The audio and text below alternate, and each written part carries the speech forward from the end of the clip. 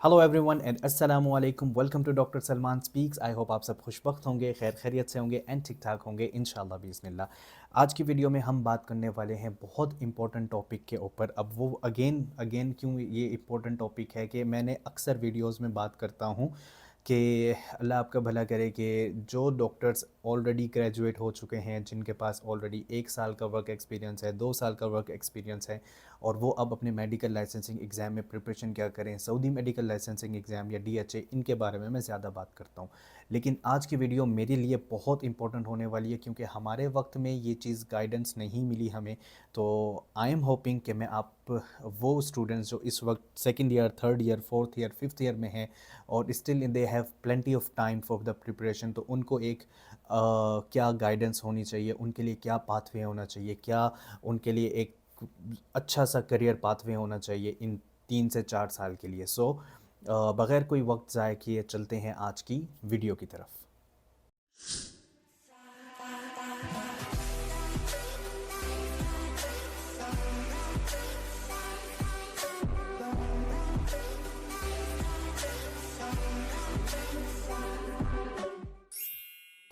चलें जी, बिस्मिल्लाहिर्रहमानिर्रहीम। आज का इम्पोर्टेंट टॉपिक क्या है कि if you are in your second year, third year, fourth year या फिफ्थ ईयर मेडिकल कॉलेज में, ठीक है। एंड अब आपके पास जो मेन सवाल आता है कि सर जी हमने आगे क्या करना है। एमबीबीएस में तो एडमिशन ले लिया है, ऑब्वियसली एमबीबीएस के बाद हमारे पास क्या क्या ऑप्शंस हो सकती हैं। और ये जो क्वेश्चन है ना, ये काफ़ी जो यंग डॉक्टर्स हैं, स्पेशली जो फीमेल डॉक्टर्स हैं, उनको बहुत कंफ्यूज करता है क्योंकि वो ज़्यादा मतलब दोनों ही सीरियस हैं, लेकिन ज़्यादातर जो फीमेल्स हैं वो ज़्यादा इस बारे में सोचती हैं। आज हम बात करने लगे हैं कि अगर आप अपने सेकंड ईयर में हैं, थर्ड ईयर में हैं, फोर्थ ईयर में हैं, ऑब्वियसली आप लोगों ने एक ग्रेजुएशन के बाद एक मेडिकल लाइसेंसिंग एग्ज़ाम लिखना ही लिखना है, ठीक है। अब कुछ डॉक्टर्स का ये मानना होता है कि वो कहते हैं कि हम लोग अपने मुल्क में ही एफसीपीएस का एग्ज़ाम लिखेंगे, अपने मुल्क में ही हम लोगों ने आगे बढ़ना है। वो एक अलग केस है। मेरी पर्सनल रिकमेंडेशन होती है कि अगर आप थर्ड ईयर में हैं, लेट्स से आप सेकंड ईयर में हैं, आपके पास second year, third year, fourth year, fifth year, मतलब 4 साल ये हो गए, 1 साल इंटर्नशिप हो गए, मतलब 4 साढ़े 4 साल तो आपके पास स्टिल हैं to prepare for the next medical licensing exam. मेरी नज़र में मैं सबसे पहले रखता हूँ यूएसएमएलई को, ठीक है। अगर आपके पास 3 से 4 साल का वक्त है या उससे ज़्यादा वक्त है, देन आई थिंक यूएसएमएलई आप लोगों के लिए बेस्ट ऑप्शन होता है to prepare during your medical career, medical ये जो आपका यूनिवर्सिटी करियर है उसके अंदर, ठीक है।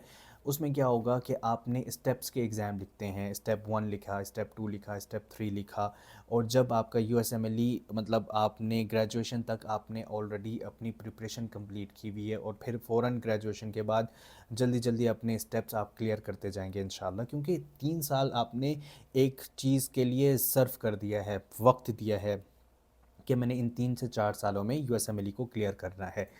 फिर जब यूएसएमएलई क्लियर हो जाता है आपका, तो आपके पास क्या ऑप्शन ओपन हो जाएगा, काफ़ी ज़्यादा दरवाजे आप लोगों के सामने खुल जाते हैं यूएसएमएलई के बाद।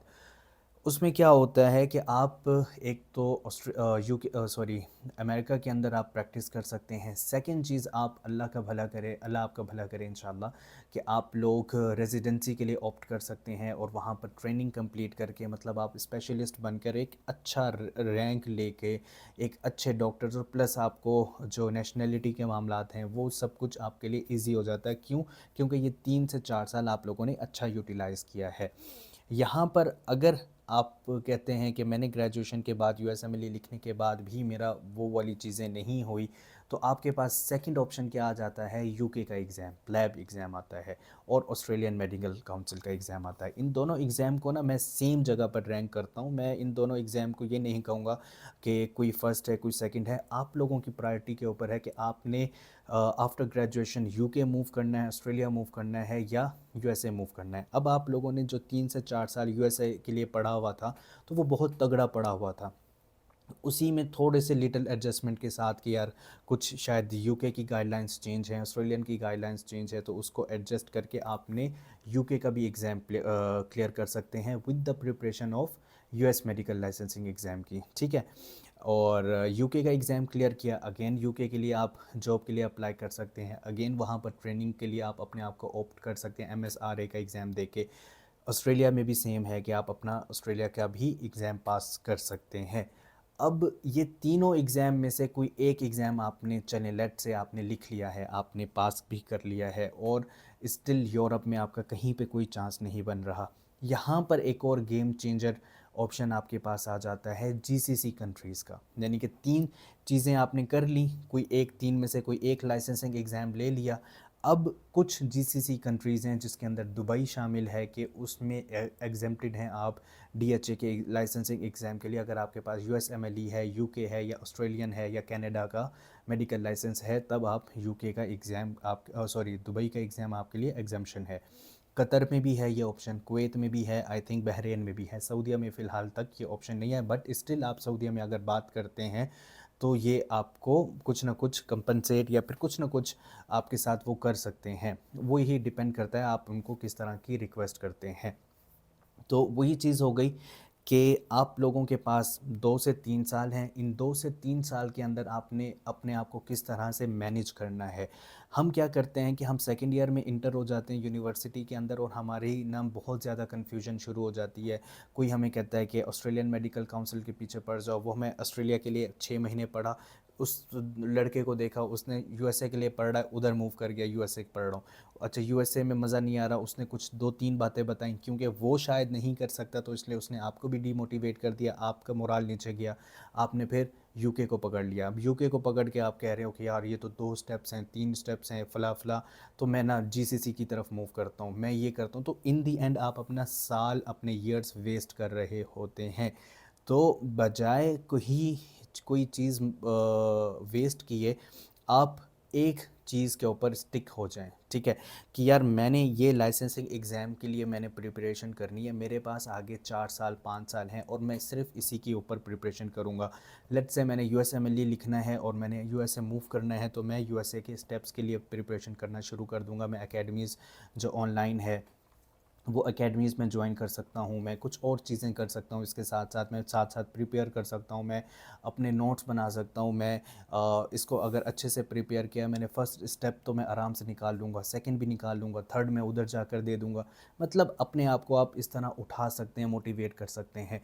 अगर आप अमेरिका में देखें, यूके में देखें, ऑस्ट्रेलिया में देखें, यही हमारे ही एशियन डॉक्टर्स वहाँ पर बैठे हुए हैं। ऑब्वियसली कोई भी अपने जब भी पैदा होता है माँ के पेट में इतना ज़्यादा सीख कर नहीं आता, जितना हम पढ़ते हैं उतना ज़्यादा हमें नॉलेज आता है, और जब नॉलेज आता है तो हमारा जो सेल्फ मोरल और कॉन्फिडेंस है वो ज़्यादा रेज़ होता है। तो जितने भी स्टूडेंट्स मुझे इस वक्त फॉलो कर रहे हैं इंस्टाग्राम के ऊपर, यूट्यूब के ऊपर एंड फेसबुक के ऊपर, आप सब लोगों के लिए एक ही चीज़, एक ही मशवरा है कि देखें, अपने 3 से 4 साल आप लोगों ने ज़ाया नहीं करने।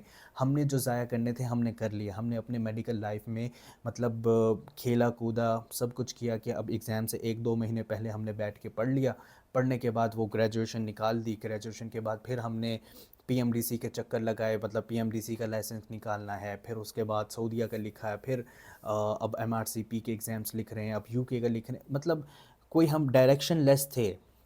हमने जो डायरेक्शन पकड़ी ग्रेजुएशन के बाद पकड़ी, आप लोगों ने ग्रेजुएशन से पहले अपनी डायरेक्शन को पकड़ना है कि यार मेरे पास पता हो मुझे कि मैंने अगले 3 साल के अंदर अंदर इसकी प्रिपरेशन करनी है, डिग्री मेरे हाथ में आई, मैंने पहला स्टेप, दूसरा स्टेप, तीसरा स्टेप दे के 1 साल के अंदर निपटा कर ख़त्म, मैं जा रहा हूँ यूएसए, या मैं जा रहा हूँ यूके, या मैं जा रहा हूँ ऑस्ट्रेलिया। आप जा सकते हैं, आप लोग कर सकते हैं। अगर जो लोग आपको डीमोटिवेट करते हैं कि यार यूके में जॉब्स नहीं है, ऑस्ट्रेलिया में जॉब्स नहीं है, अमेरिका में जॉब्स नहीं है, तो वहाँ पे क्या सारे डॉक्टर्स वापस आ गए हैं? नहीं, कुछ ना कुछ कर सकते हैं। अगर आपके पास टैलेंट है, आपने अच्छा पढ़ा हुआ है और आपके पास पूरा यकीन है अल्लाह के ऊपर, तो आप आराम से पेपर पास कर भी सकते हैं, आप वहाँ पर मूव भी कर सकते हैं, आप वहाँ पर रह भी सकते हैं, आप अपने आप को एज अ स्पेशलिस्ट वहाँ पर खड़ा भी कर सकते हैं कि यार मैंने देखो, मैं एक ऐसी फील्ड पर एक ऐसी जगह पर आकर अपने आप को स्टैंड कर रहा हूँ जहाँ पर 1000 लोग मेरे अगेंस्ट थे और मैं उन अगेंस्ट 1000 odds के अगेंस्ट में एक खड़ा हुआ था और मैंने कह रहा था कि नहीं, I will write this exam और मैं इसको पास करूँगा, ठीक है। तो आप सब लोगों ने सबसे पहले वही चीज़ है कि अब परेशान नहीं होना, घबराना नहीं है और किसी की नहीं सुननी। अपनी सुननी है, अपने आप को फॉलो करना है, अल्लाह पर यकीन रखना है कि भाई मैंने ये लाइसेंसिंग एग्ज़ाम क्लियर करने हैं। और इन केस ग्रेजुएशन के बाद भी मतलब आपने एक यूएसएमएलई का एग्ज़ाम भी पास कर लिया, प्लैब भी कर लिया, या कोई भी एक लाइसेंसिंग एग्ज़ाम पास कर लिया और वहाँ पर नहीं मूव कर सकते, मुश्किल हो रहा है, तो कोई बात नहीं, जीसीसी के किसी भी एक मुल्क में मूव कर लेना। सऊदीया मूव कर लो, डीएचए के करके दुबई मूव कर लो।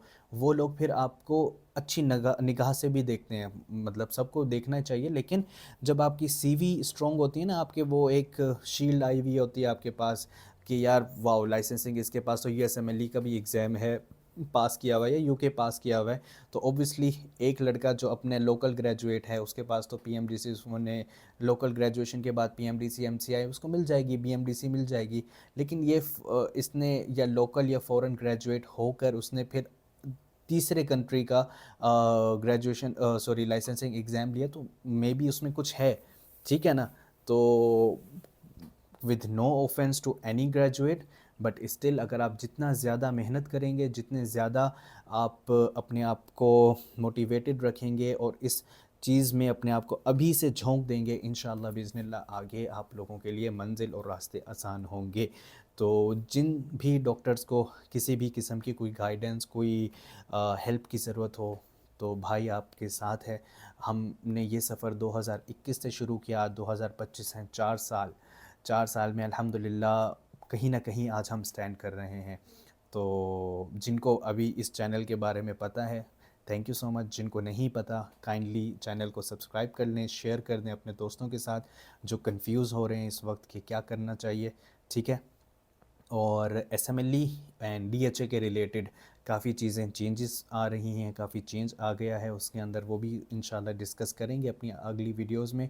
अगर आपको प्रिपरेशन करनी है DHA, Saudi medical licensing exam के लिए, हाथ के लिए, बहरीन, कतर, तो हमारी एकेडमी है, आप उसको ज्वाइन कर सकते हैं और प्रिपरेशन कर सकते हैं, ठीक है। तो खुश रहें, आबाद रहें, मुस्कुराते रहें, मेरी तरफ से आप सब लोगों के लिए पीस।